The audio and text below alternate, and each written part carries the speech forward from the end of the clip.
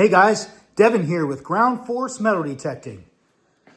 How much does VDI have to do with the orientation of my target in the ground? Does the number change, or does the signal just get weaker? Does it just get sketchy and jump around? Let's find out. Easy. Let's go. Let's go.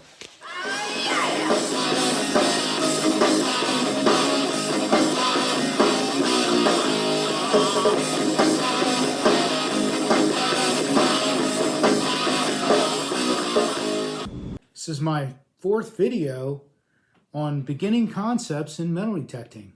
I want to talk about target identification. I want to talk about VDI. And I want to talk about Ferrous indication, okay? If your metal detector has that.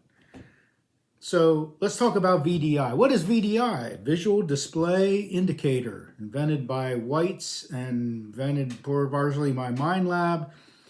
Back in the 70s, whatever, they stopped using a little meter and went to a digital display, okay? It gave every target a number based on conductivity, okay?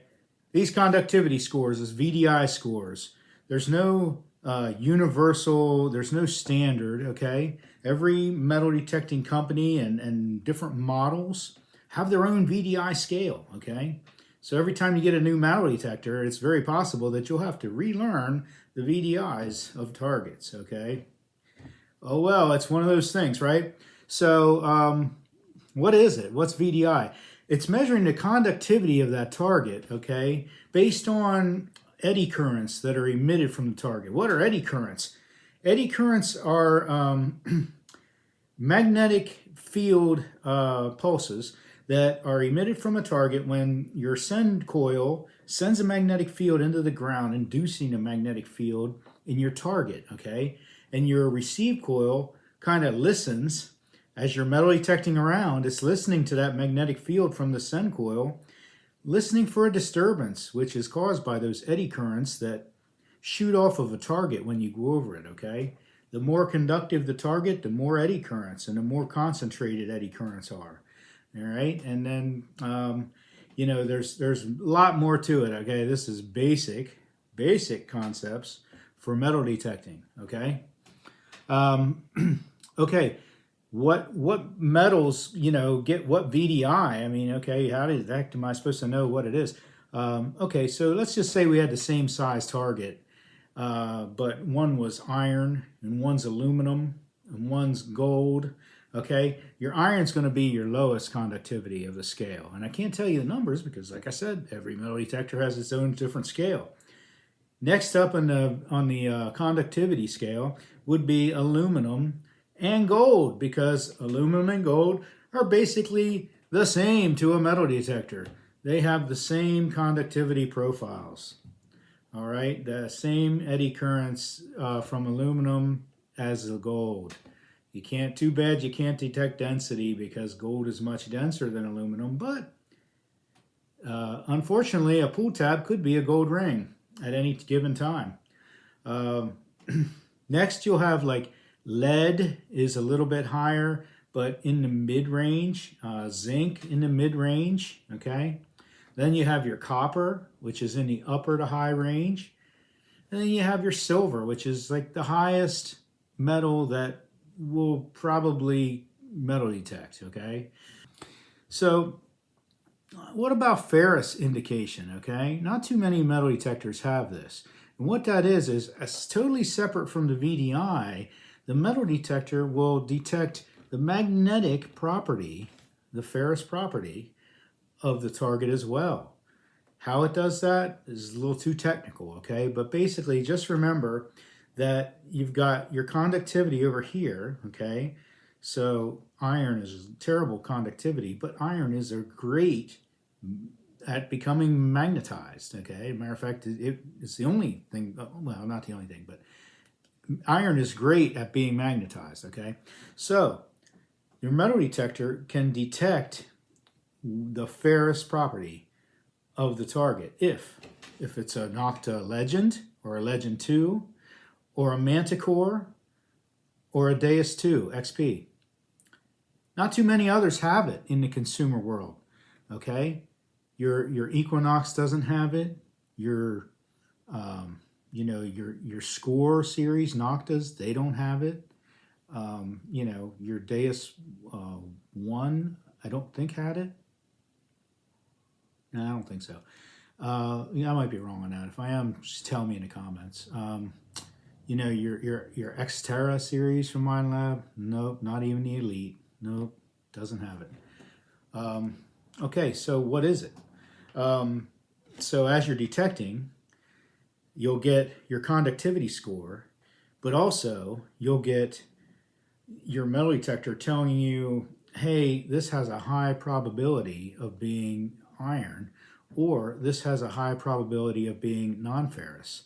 It's kind of a little tool to use. So, sometimes you'll get these high tones, and they'll actually be a piece of iron, but because iron magnetizes and concentrates eddy currents, it causes false tones on large pieces of iron, especially elongated like nails or spikes or a long bar of iron. Okay. Here's the other thing. VDI changes, okay? VDI can change on a target. It can change different ways. It can change with the frequency you're using. It can change with the depth and the weakness of the signal, okay? Not the, that metal detectors don't really have depth meters, right? A metal detector cannot tell the depth of a target, okay? It doesn't have sonar. It has a signal strength meter. That's why a large target that's deep will have the same signal strength as a tiny target that's shallow. Okay? It's all about signal strength. And that's what the metal detector is actually telling you, but they call it a depth meter just because they think that's cool to say. It changes with moisture in the soil. It changes, of course, with the metal of the target. The surface area of the target will change it. The shape of the target will change it, especially if it's ring-shaped, okay? Something that if you took a nail, or let's not use a nail. If you took a ring pull, okay, and scan it for VDI and then cut the ring, the VDI drops tremendously. I have one of those shorts where I do it. What about orientation in the ground? Let's watch something here all about orientation in the ground. Let's go. So did you ever come across a signal in the 90s, turn 90 degrees, and it turns to a lower non-ferrous, and you go, oh, wow, that's got to be junk, right? I don't know. We're checking VDI today of a 1961 silver quarter on my Deus 2. HF2 coil, I'm on Deus mono. I'm on 40 kilohertz. I'm on general program. Sensitivity's lowered to 85. A little bit of EMI, but not too bad for being in my garage and under my TV. So here's the deal, right? I'm gonna pass this nice and flat, okay, as if it was laying flat on the ground.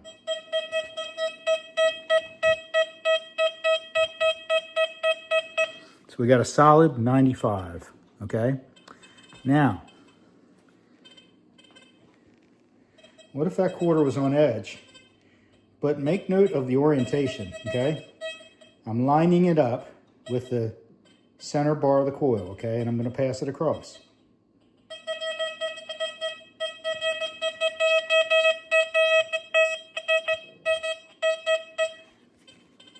Still 95, 96, right?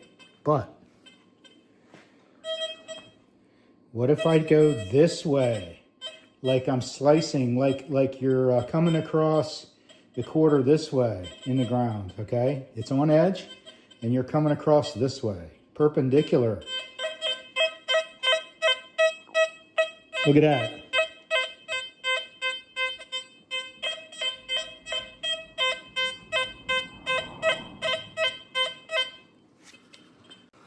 Okay, so there you go.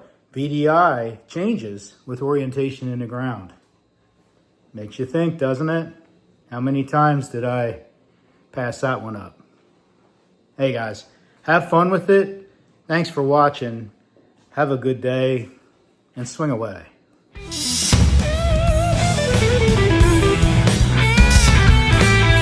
Thank you.